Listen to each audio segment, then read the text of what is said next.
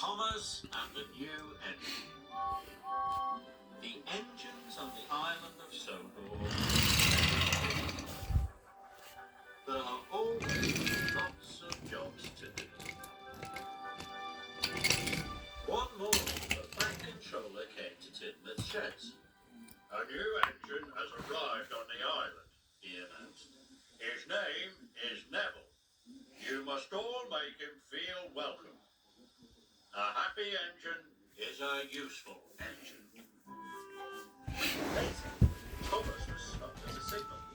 The signalman called out to Thomas. The bridge ahead is unsafe. Thomas, you are to collect a piece of ironwork so the bridge can be repaired. Yes, sir, puffed Thomas. At the yard, Harry and Bert were with Neville, the new engine. Neville was a steamy, but he had a square body like a diesel. Neville was backing up towards some trucks.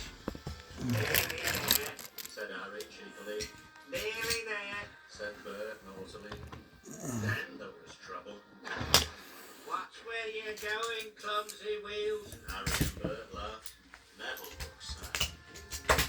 It's not our fault you're a silly Stevie, oiled Bert, and they laughed even harder. Thomas arrived at the yards.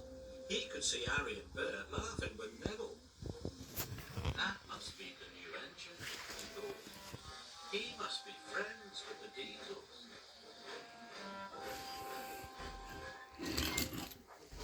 Thomas arrived at Radford Station. Have you seen the new engine yet? Asked James. Yes, said Thomas. But we'd better be careful. I saw them at the yards with Harry and Bert. They were laughing together. James was shocked. A steamy friendly with diesels. As Thomas left, Edward called him. Have you heard about the new engine? Snorted James, and he started to tell Edward all about Neville. Later, Edward was taking on water. He was talking to Percy. That new Stevie Neville is best friends with the diesels, Edward thought. He doesn't want to be with steamies at all. How do you know? Peeped Percy. James told me, and Thomas told him, whistled Edward. Then later, Percy was settled into red signal. Don't go near Neville, the new engine, he told them. The diesels have told them to pick it to steamies. Edward told me. James told Edward, and they all heard it from Thomas. When Thomas arrived at Abbey Station, the fat controller was there. Thomas, you must warn all engines not to cross the bridge until it is repaired. Thomas felt proud. It was a very useful job. Just then, he heard a whistle. Someone was coming. Thomas had to warn him. It was Neville, pulling at the clapper. Thomas was shocked. And Maribel were his characters. Hello, puffed Neville cheerfully. I'm not talking to you, Thomas huffed crossly. Neville didn't know what he had done. Then Emily pulled in next to Neville. Hello, said Neville happily. Emily let out a wheeze of steam. It's no use trying to make friends with me. I know you're going to biff into all the steamies, just like Harry and Bert told you to. Thomas was surprised, but the station master blew his whistle. Neville puffed sadly away. Where did you hear that Neville is going to visit all the steamies? Thomas asked Emily. Don't you know? Emily whistled. Percy told me, Edward told Percy, James told Edward, and you told James, puffed Emily. But I only said to James that I'd seen Neville with Harry and Bert. Then Toby laughed. Have you heard about Neville, the new engine? He puffed.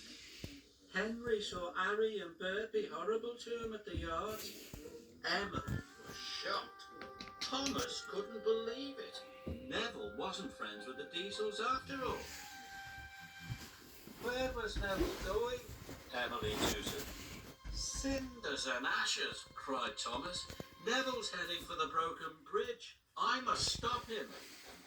Neville was speeding through the countryside as fast as he could.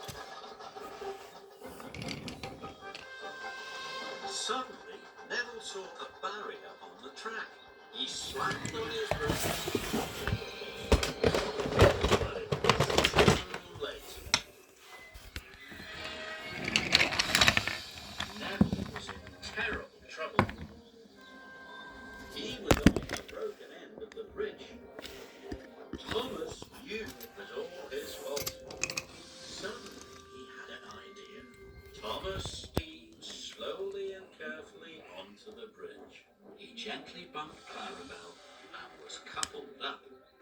Thomas was very scared. Slowly and steadily he began to pull Neville back from the edge. The bridge made a creaking noise. Thomas knew he must hurry. He pulled as hard as he could, and with one big puff, he pulled Neville's wheel off the bridge. Thomas had done it. He had saved Neville and Annie and Clarabelle. Thank you, whistled Neville. I should have warned you, puffed Thomas. But I was too busy believing silly stories. I thought you didn't like steamies, but now I know I was wrong. Thomas gave Neville a long, friendly toot. Neville was very happy. At last he knew he had a good friend in